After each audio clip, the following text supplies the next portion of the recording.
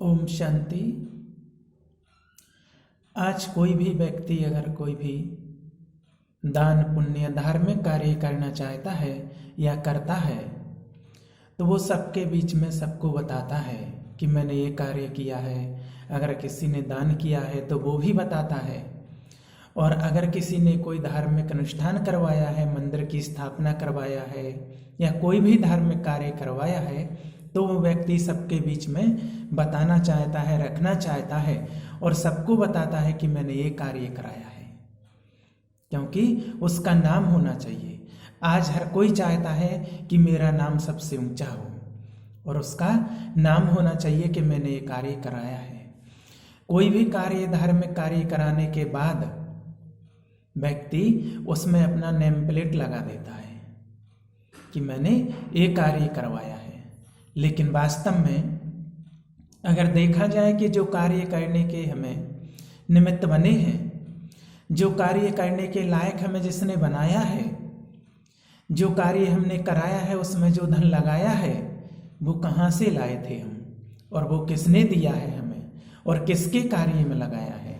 वास्तव में जिस ईश्वर ने हमें वो कार्य के करने के लायक बनाया है उसी ने हमें वो धन दिया है, लेकिन हम उसको भूल जाते हैं और नाम अपना रखते हैं।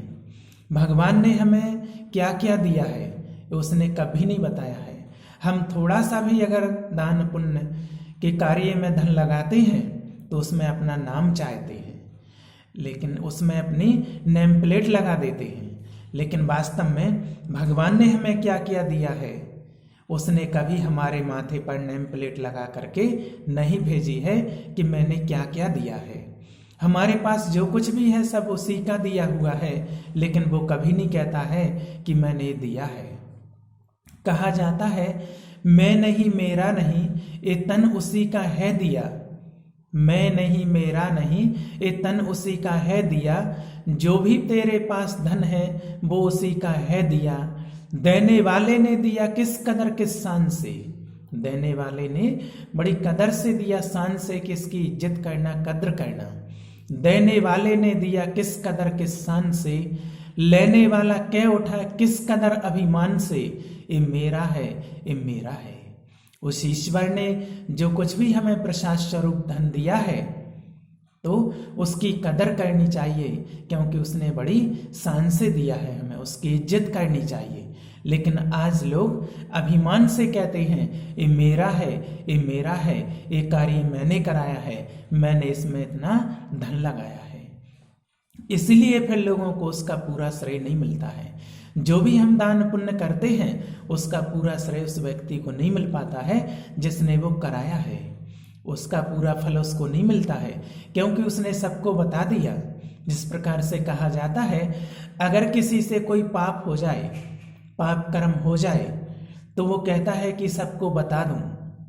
लोग भी उसको सलाह देते हैं कि भाई सबके बीच में बताओ तो पाप हल्का हो जाएगा, बट जाएगा।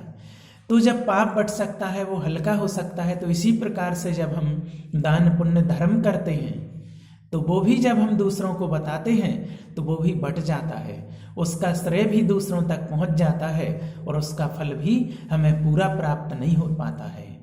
अगर वास्तव में हम उसका पूरा फल चाहते हैं, जो हमने दान पुण्य किया है उसका पूरा श्रेय हमें मिले, तो उसके लिए हमें उसको गुप्त रखना है।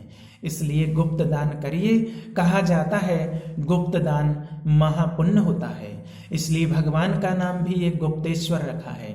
शिव बाबा का नाम गुप्तेश्वर है, क्योंकि वो गुप्त रूप में आता है और गुप्त कार्य करता है। इसलिए हमें दान पुण्य भी गुप्त ही करना चाहिए।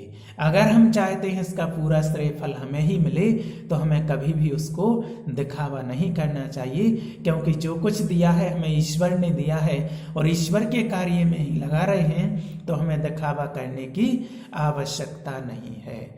ओम शांति।